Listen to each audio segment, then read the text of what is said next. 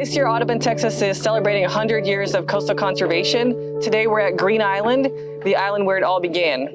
An island off the coast of South Texas near Brownsville, and it's one of our only natural islands on this part of the Texas coast. For 100 years, Audubon, Texas has leased islands along the Texas coast, starting at Green Island and expanding all the way up to Galveston Bay. Now we lease 175 islands from the Texas General Land Office. The first people who joined our team in 1923 when we started leasing these islands were coastal wardens. And they are our people on the boats, our boots on the ground, going out to these sites, protecting them from poaching in the early days, and now monitoring for disturbance and making sure the habitat is suitable for the birds to nest on. And if we don't have that type of management on the islands, we don't have these protected places for birds to nest, and they end up finding less hospitable places, or maybe they're interacting with humans, or they're more prone to predation by raccoons and coyotes and bobcats and things like that. It's really important that we continue this work today, and we wouldn't have these important bird colonies at places like Green Island or Chester Island or North Deer Island in Galveston Bay if we didn't have people like our coastal wardens coming out and protecting these sites. Green Island is really special because it is the largest reddish egret colony in the world.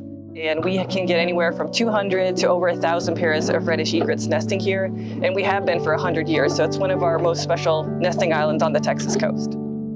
Looking back at the data of 100 years of sea level rise, we can see that the last 100 years of change is going to happen in the next 30. Some of our sites we manage are actually going to be underwater, and some of the sites are going to change. The birds that are using those habitats are going to have to find new places to nest and rest. In a lot of cases, it's going to be many things. It's going to be prioritizing the sites that the birds use the most, adding elevation and adding armoring to try to protect them and create some of these strongholds on the coast so that the birds can adapt with the changing climate and conditions.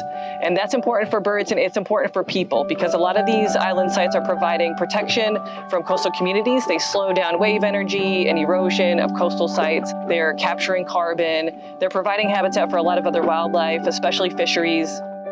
One thing that's been important to us as we've gone back and looked at 100 years of conservation are the people who've done this work. And it's the naturalists, it's the coastal wardens, it's the volunteers who've really committed to conservation and understanding these places and documenting and monitoring the populations of birds. That's made Audubon, Texas what it is for 100 years.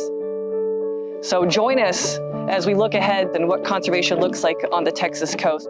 It matters for the birds and it matters for people.